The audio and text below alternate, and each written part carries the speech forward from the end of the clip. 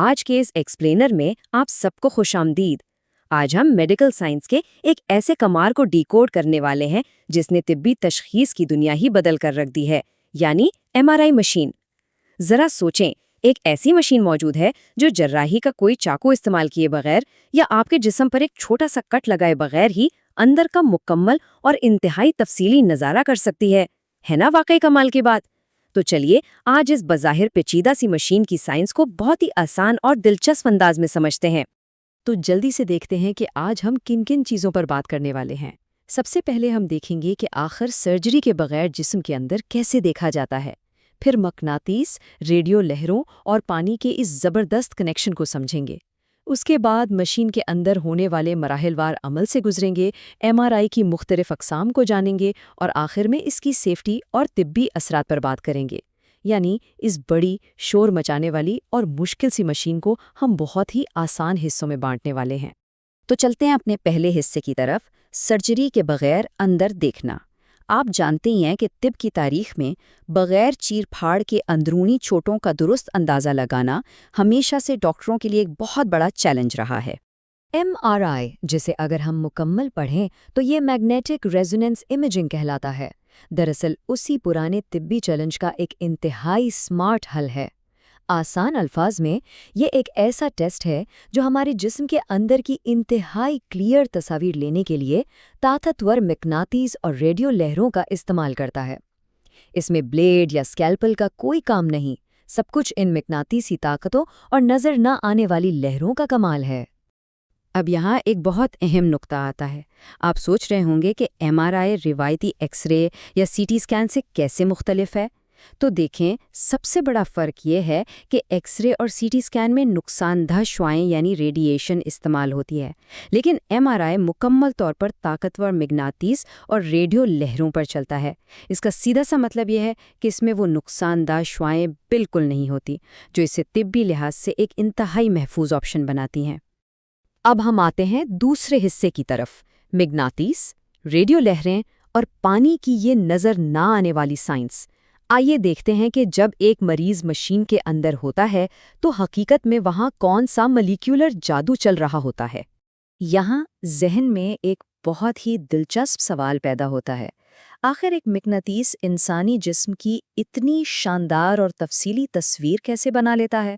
مقناطیس تو ہم نے لوہے یا دھات کو کھینچتے ہوئے دیکھا ہے، تو پھر یہ ہمارے نرم و نازک اندرونی اعضاء کا نقشہ کیسے تیار کر لیتا ہے؟ یہاں جو چیز سب سے زیادہ کمال کی ہے وہ ہے ہمارے جسم کا اپنا پانی۔ جی ہاں، ہم سب جانتے ہیں کہ انسانی جسم کا ایک بہت بڑا حصہ پانی پر مشتمل ہے۔ ہوتا کچھ یوں ہے کہ MRI کے طاقتور میگنیٹک میدان جسم کے اندر موجود پانی کے مالیکیولز کو بالکل ایک سیدھی قطار میں کھڑا کر دیتے ہیں۔ اس کے فوراً بعد مشین سے ریڈیو لہریں بھیجی جاتی ہیں جس سے یہ مالیکیولز ایک خاص قسم کا سگنل چھوڑتے ہیں۔ پھر مشین سے جڑا ایک انتہائی ایڈوانس کمپیوٹر ان تمام سگنلز کو اکٹھا کرتا ہے اور انہیں جوڑ کر وہ زبردست تفصیلی تصاویر بنا دیتا ہے جو ڈاکٹر اسکرین پر دیکھتے ہیں۔ اب ذرا سائنس کی گہرائی سے باہر نکلتے ہیں اور اپنے تیسرے حصے کا رخ کرتے ہیں، اسکیننگ کا مرحلہ وار عمل۔ یعنی اگر آپ کو MRI کروانا پڑے تو اس مشین کے اندر اصل میں کیا محسوس ہوتا ہے؟ سب سے پہلے تو یہ دیکھ لیں کہ یہ مشین دکھنے میں کیسی ہوتی ہے۔ یہ ایک بہت بڑی گول ٹیوب جیسی مشین ہے۔ اس کے بالکل بیچ میں ایک بستر ہوتا ہے جو خود بخود حرکت کر سکتا ہے۔ تو مریض کو بس اس بستر پر آرام سے لیٹنا ہوتا ہے اور پھر یہ بستر آہستہ آہستہ مریض کو اس بڑی سی ٹیوب کے اندر لے جاتا ہے۔ مشین کو دیکھ کر تھوڑی سی گھبراہٹ تو ہوتی ہے، اسی لیے یہ جاننا ضروری ہے کہ وہاں پہنچ کر آپ کو کس چیز کا سامنا کرنا پڑے گا۔ اب دیکھتے ہیں کہ یہ سارا پروسیس مرحلہ وار کیسے چلتا ہے۔ جب مریض اندر جاتا ہے تو سب سے بنیادی شرط یہ ہے کہ اسے بالکل ساکت لیٹنا ہوتا ہے۔ ذرا سی بھی حرکت تصویر کو دھندلا کر سکتی ہے۔ جب آپ بالکل سٹل ہوتے ہیں، مشین اپنا طاقتور میگنیٹیسی میدان بناتی ہے، پھر جسم میں وہ ریڈیو لہریں بھیجی جاتی ہیں، سگنلز پیدا ہوتے ہیں اور کمپیوٹر خاموشی سے ان کی تصاویر بناتا رہتا ہے۔ سچ پوچھیں تو مریض کا کام صرف اور صرف سکون سے لیٹے رہنا ہے، باقی ساری محنت یہ مشین خود کر لیتی ہے۔ ویسے بعض اوقات ایسا بھی ہوتا ہے کہ ڈاکٹرز کو چیزیں اور بھی زیادہ باریک بینی سے دیکھنی ہوتی ہیں۔ ایسے میں وہ ایک خاص قسم کا محفوظ مائع، جسے کنٹراسٹ مٹیریل یا ڈائی کہتے ہیں، بازو کی رگ کے ذریعے جسم میں شامل کر دیتے ہیں۔ یہ مائع جا کر جسم کے ان مخصوص حصوں کو ایم آر آئی کی تصویر میں مزید روشن کر دیتا ہے، تاکہ تشخیص میں کوئی بھی شک باقی نہ رہے۔ چلیں اب چوتھے حصے کی طرف بڑھتے ہیں، ایم آر آئی اسکین کی اقسام۔ اب یہ تو ظاہر ہے کہ ہر بیماری ایک جیسی نہیں ہوتی، تو ایم آر آئی کو بھی ضرورت کے مطابق مختلف حصوں کے لیے خاص طور پر استعمال کیا جا سکتا ہے۔ یہاں ہم دیکھ سکتے ہیں کہ ڈاکٹرز کس طرح مختلف حصوں کے لیے مختلف سکینز کا انتخاب کرتے ہیں۔ اگر دماغی بیماری کا شک ہو تو برین ایم آر آئی کیا جاتا ہے، کمر درد یا حرام مغز کے مسائل ہوں تو اسپائن ایم آر آئی، گھٹنے، کندھے یا ہڈیوں کی چوٹ کے لیے جوائنٹ ایم آر آئی بیسٹ رہتا ہے۔ اسی طرح دل کے فنکشن کو دیکھنے کے لیے ہارٹ ایم آر آئی، اور اگر کوئی بہت ہی پیچیدہ مسئلہ ہو جہاں پورے جسم کا جائزہ لینا پڑے تو ہول باڈی ایم آر آئی کیا جاتا ہے، یعنی یہ مشین بالکل نشانے پر لگنے والے تیر کی طرح کام کرتی ہے۔ اور یہ بات اس کا زبردست ثبوت ہے کہ ایم آر آئی کس قدر ورسٹائل ٹیکنالوجی ہے۔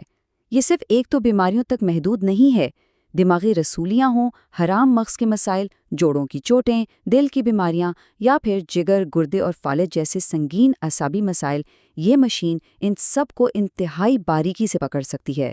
ایک طرح سے یہ ڈاکٹروں کے لیے ایک ایسی شفاف کھڑکی ہے جو پورے جسم کے پیچیدہ ترین راز کھول کر رکھ دیتی ہے۔ اب ہم آج کے اس ایکسپلینر کے آخری اور شاید سب سے اہم حصے کی طرف آتے ہیں، حفاظت اور طبی اثرات، کیونکہ جب بھی کسی جدید ٹیکنالوجی کی بات آتی ہے تو سیفٹی سب سے پہلے آنی چاہیے۔ ظاہر ہے اتنی بڑی مشین دیکھ کر ذہن میں پہلا خیال یہی آتا ہے کہ کیا یہ واقعی محفوظ ہے؟ تو خوشخبری یہ ہے کہ جیسا کہ ہم نے شروع میں بتایا، اس میں کوئی تابکار شعاعیں نہیں ہوتیں، اس لیے یہ انتہائی محفوظ ہے۔ لیکن چونکہ یہ ایک بہت ہی طاقتور میگنیٹس ہے، اس لیے جن لوگوں کے جسم میں پیس میکر یا کوئی بھی دھاتی امپلانٹ لگا ہو، انہیں ڈاکٹر کو پہلے سے بتانا لازمی ہے، ورنہ میگنیٹس دھات کو کھینچ سکتا ہے۔ ایک اور چیز، مشین کے اندر جگہ کافی تنگ ہوتی ہے، تو کچھ لوگوں کو گھبراہٹ فیل ہو سکتی ہے۔ اور ہاں، اسکین کے دوران مشین کافی تیز شور مچاتی ہے، بالکل کسی تعمیراتی کام یا لاؤڈ میوزک کانسرٹ جیسا۔ لیکن اس سے بچنے کے لیے آپ کو ہیڈ فونز یا ایئر پلگز دے دیے جاتے ہیں، اس لیے فکر کی کوئی بات نہیں۔ تو اس ساری ٹیکنالوجی کا حتمی مقصد کیا ہے؟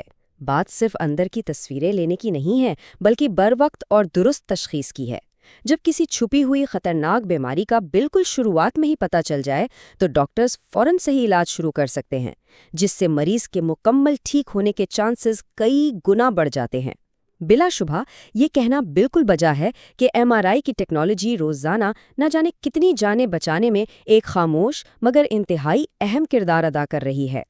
تو آج کی اس گفتگو کے اختتام پر ذرا اس بارے میں سوچئے گا، آج ہم جس مغناطیسی شاہکار کو دیکھ رہے ہیں وہ آج سے 10-15 سال پہلے اتنا ایڈوانس نہیں تھا، اور جس تیزی سے ٹیکنالوجی آگے بڑھ رہی ہے، کیا آپ تصور کر سکتے ہیں کہ آنے والے وقت میں یہ مشین انسانوں کے اندر مزید کتنی باریکی سے جھانک سکے گی اور مزید کتنی جانیں اسی طرح خاموشی سے بچاتی رہے گی؟ یہ واقعی ایک حیران کن اور امید افزا سوچ ہے۔ مجھے امید ہے کہ آج کے اس ایکسپلینر سے ایم آر آئی مشین کے کام کرنے کے طریقے پر آپ کے تصورات مزید واضح ہوئے ہوں گے۔ ساتھ رہنے کا بہت شکریہ۔